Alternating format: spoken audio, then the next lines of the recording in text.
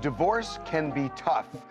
Just ask Kim Kardashian, who says she got a brain aneurysm. It was so bad, the stress she suffered at the hands and really the head of Kanye West. Yeah. This is what happened when Kim Kardashian finally opened up about watching Kanye West spiral during what can only be described as a full-blown midlife crisis. After seeing the footage that just dropped, it's way more devastating than anyone expected. The Kim and Kanye story feels like something everyone already knows inside and out. But a new documentary called In Whose Name just released in September 2025, and it's absolutely gut-wrenching. Over 3,000 hours of footage filmed across 6 years shows Kim literally crying as she watches the man she married completely change before her eyes. Let me break down this entire situation for you, because it's not just about one moment. A decade-long relationship, 4 beautiful children, mental health struggles that went untreated, billion-dollar business deals collapsing overnight, and a woman trying to hold everything together while slowly realizing she can't save someone who doesn't want to be saved. Rewinding to 2012, Kim and Kanye went public with their relationship that April, and at the time, it felt like the ultimate power couple was born. This wasn't some celebrity fling that would fizzle out in 3 months. Kanye had been obsessed with Kim for years, and when they finally got together, it seemed like a fairy tale unfolding in real time. Kanye proposed to Kim in San Francisco by October 2013, and it was everything you'd expect from someone as extra as he is. Their wedding came on May 24, 2014, with this lavish ceremony in Florence, Italy, where Kim wore custom Givenchy. Can you believe it's been 5 years since Kanye tied the knot? That's right, Kim Kardashian and Kanye West said "I do" in front of a star-studded guest list in Florence, Italy on May 24, 2014. In celebration of the couple's anniversary, Kourtney Kardashian spills some secrets about this ceremony. The whole thing was completely over the top, and it looked like they had it all figured out. 4 children followed. North arrived in June 2013 before they even got married. Then Saint came in December 2015, Chicago was born via surrogate in January 2018, and Psalm arrived via surrogate in May 2019 as their youngest. From the outside, they looked like this unbreakable family unit with matching outfits and picture-perfect moments. But here's the thing that nobody really understood at the time. Behind all those perfect Instagram posts and coordinated family photos, something was already starting to crack. This documentary, In Whose Name, was directed by Nico Ballesteros, who was literally just 18 years old when he started filming. A teenager somehow got unprecedented access to Kanye West for 6 years from around 2016 to 2022 and captured over 3,000 hours of footage that got edited down to about 1 hour and 37 minutes of absolutely devastating content. When the first trailer dropped on August 13, 2025, the internet immediately lost it because there, in high definition, we see Kim Kardashian crying, actually crying, and anyone who follows Kim knows she doesn't let people see her breakdown very often. One scene from 2018 shows Kim on the phone with Kanye telling him, "I can't sleep, I've been crying all day, it's just this bad dream that's not ending." Imagine being at that point in your marriage where you're calling your husband to tell him you've been crying all day, and it feels like a nightmare you can't wake up from. The most heartbreaking moment, though, has Kim looking directly at Kanye and saying, "Your personality was not like this a few years ago," and you can hear the pain in her voice. She's not complaining about him forgetting to take out the trash or being annoying. She's watching the person she fell in love with literally become someone else. Kanye's response during their heated exchanges was to tell her, "Never tell me I'm gonna wake up one day and have nothing." I don't know how medically sound that information is from Kim, but that is what she says on the new season of The Kardashians. And she had a test done and got this news, and almost immediately, at least the way it's cut in the clip, which came after Kim had warned him, "You're gonna wake up one day and you're gonna have like nothing," when she saw him burning bridges with every company and person who tried to work with him. Spoiler alert, she was absolutely right about what would happen. So here's where we need to talk about the elephant in the room. And in November 2016, Kanye was hospitalized during his St. Pablo tour. This wasn't like he caught the flu and needed a break. He was placed on an involuntary psychiatric hold, which means it was serious enough that people were worried about his safety. That's when the bipolar disorder diagnosis came. And if you don't know much about bipolar disorder, it affects about 2.5% of Americans, which works out to over 5 million people dealing with a real mental health condition that causes extreme mood swings from manic highs to devastating lows. Kanye has always had a complicated relationship with this diagnosis, releasing an album called Ye in 2018, where the cover literally said, "I hate being bipolar, it's awesome," and calling it his superpower. His 2019 interview with David Letterman had him comparing it to having a sprained brain like a sprained ankle. But here's where it gets really concerning, because in the documentary trailer, Kanye says, "I'm off my meds for 5 months now," and then, "I would rather be dead than be on medication." Let that sink in for a second. He would rather be dead than take medication that could help stabilize him. And this is something Kim was dealing with throughout their marriage while trying to hold their family together. Kim has shared that during his manic episodes, Kanye would give away multiple luxury cars. We're talking Lamborghinis just handed out to friends like they were party favors, and he'd make impulsive decisions, have these massive social media outbursts, and engage in increasingly controversial behavior. Kim was trying to be supportive through all of this. Her recent October 2025 interview on the Call Her Daddy podcast had her talking about how, when someone has their first mental break, you want to be there for them. You want to help them through it, she said. You want to be super supportive. You want to really get into that with them and be there for them. She goes, this is all has to do with the stress of divorcing Kanye and continuing to live with Kanye because they have kids together. This is the moment where she found out her diagnosis. But there's only so much one person can do when the other person refuses treatment and won't accept help. And here's a wild update from February 2025 where Kanye claimed he was actually misdiagnosed with bipolar disorder and that he really has autism. Apparently, his current wife Bianca Censori suggested he get re-diagnosed, so now he's claiming the last 9 years of diagnosis was wrong. Fast forward to October 2022, which is when Kanye truly lost everything Kim warned him about.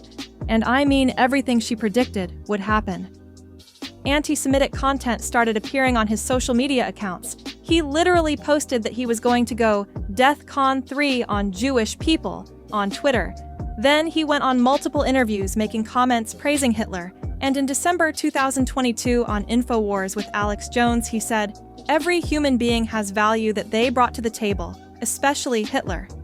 There's no defending that. There's no spin that makes that okay. And the consequences came immediately and massively. Adidas ended their partnership with him on October 25, 2022, which was huge because the Yeezy partnership with Adidas had been generating $1.2 billion in annual sales. Adidas expected to lose $246 million to their net income just from ending that partnership. And they had $1.3 billion worth of unsold Yeezy merchandise just sitting there in warehouses. Gap terminated their Yeezy Gap partnership that same October and removed all the products from stores and shut down the entire YeezyGap.com website. Balenciaga ended their relationship with him. Vogue and Anna Wintour said they wouldn't work with him again. His talent agency, Creative Artists Agency, dropped him as a client, and his Twitter and Instagram accounts got suspended. Reports said he lost his billionaire status because of all these partnership terminations, which means Kim had literally predicted this exact outcome when she told him he'd wake up one day and have nothing. The official timeline shows that Kim and Kanye's separation date was listed as December 26, 2020, in court documents. There's like a little aneurysm. Whoa. They're like, just stress. And I'm like, people think that I have the luxury of walking away. This week has been the hardest week of my life. Yes, the day after Christmas. So imagine spending Christmas with your family knowing the next day you're officially separated. Kim filed for divorce on February 19, 2021, citing irreconcilable differences, and they both agreed to joint physical and legal custody of their 4 kids. which shows that despite everything they were trying to do right by their children. March 2nd, 2022 brought Kim being declared legally single with her maiden name Kardashian restored. Then the final settlement came through on November 29th, 2022. Financial terms were straightforward because they had a prenup. Both of them waived spousal support, but Kanye pays Kim $200,000 per month in child support, starting from December 1st, 2022. They split the costs of the kids' health insurance, education expenses, and private security, and Kim remained a beneficiary of one of Kanye's $20 million life insurance policies. Kim said something really powerful in her Call Her Daddy interview from October 15th, 2025, when she put it like this: "An over-a-decade relationship with 4 beautiful children is not a failure." That's such a mature way to look at it because they gave it everything they had. It just wasn't enough to overcome everything they were facing. She also explained why she ultimately left by saying, "Once my mental health starts to get affected and then I can't parent the way that I need to, and I can't be present and focused, then there's got to be one of us that can be." And she had to save herself to be a better mom. That's not selfish. That's survival instinct kicking in when you realize you're drowning. Where things stand today is complicated, and North is now 12 years old. Saint is 9, Chicago is 7, and Psalm is 6, which means these are young kids who need stability, and Kim is doing her absolute best to provide that. Did it cause an aneurysm? Trauma.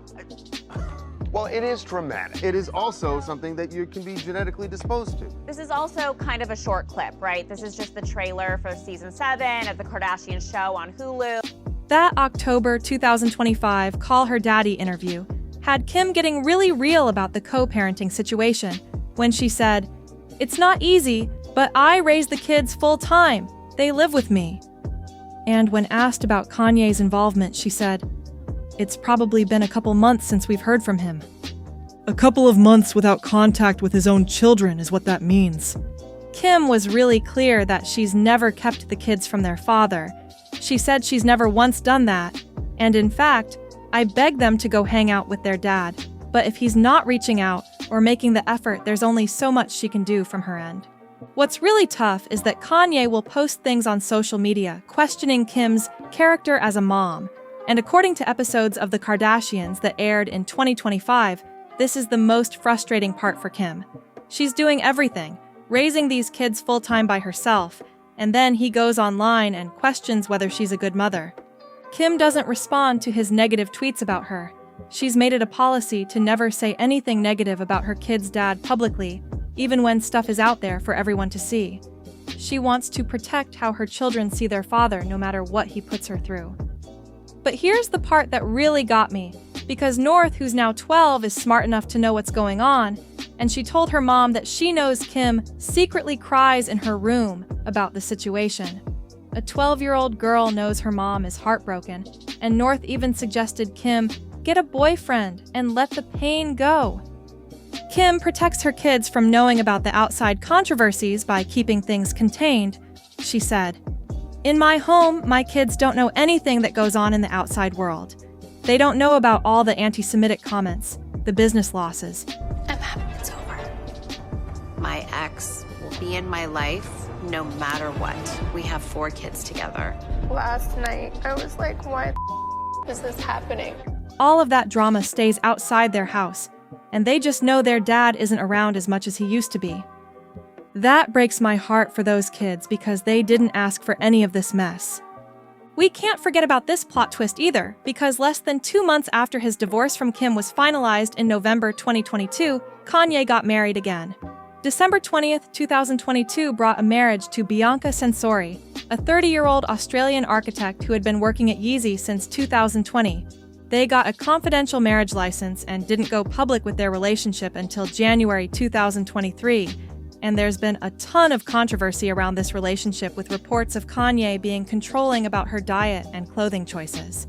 These really provocative public appearances kept happening, and in September 2023, there was even a police investigation in Venice over acts contrary to public decency. The relationship status is messy, with breakup rumors hitting in October 2024, when reports said Bianca went back to Australia. More divorce rumors came up in February 2025. Then, in April 2025, Kanye released a song literally called Bianca, with lyrics like, "My baby, she ran away," and "First she tried to get me committed." The line, "Until Bianca's back, I stay up all night, I'm not going to sleep," makes it sound like she left him completely. As of December 2025, there are conflicting reports about whether they're still together or not. They appeared together at the Grammys in February 2025. So who even knows anymore what the truth is? The point is, while Kim is focused on stability and raising their kids, Kanye seems to be living this chaotic life, jumping from one controversy to another without any signs of slowing down. At 48 years old, Kanye is still making music. He released Vultures 1 with Ty Dolla $ign in February 2024, which actually debuted at #1 on the Billboard 200. Vultures 2 came out in August 2024, and he released an album called Bully in March 2025 while performing worldwide, traveling constantly, and living in various countries. So I gotta say that medically, because we were looking this up today, stress really can trigger a lot of problems, including that. That doesn't mean it ruptures, but it can create all sorts of problems. But he's also facing multiple lawsuits in 2024 and 2025, including sexual harassment and assault allegations. He's still not seeing his children regularly, and according to his own words in the documentary, he's not taking his medication. Kim, meanwhile, is 44 years old and thriving in her own right as the primary caregiver to 4 kids while still filming The Kardashians on Hulu.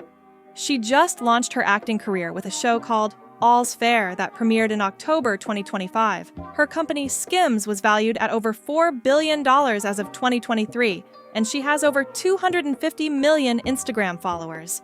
More importantly, she's maintained her position that she's open to a healthy co-parenting relationship. The door isn't closed on that. But healthy is the key word there, because she's not going to sacrifice her mental health or her children's stability anymore. Here's what I think the real story is. And this isn't just about Kanye having a midlife crisis at 48. Mental illness, refusing treatment, making destructive choices, and losing everything as a result is what this is really about. Along with a woman who loved someone deeply, tried everything to help them, and eventually had to choose herself and her children.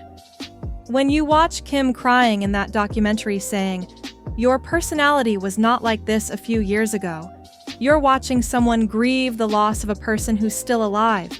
And that's a special kind of pain. She didn't lose Kanye to death.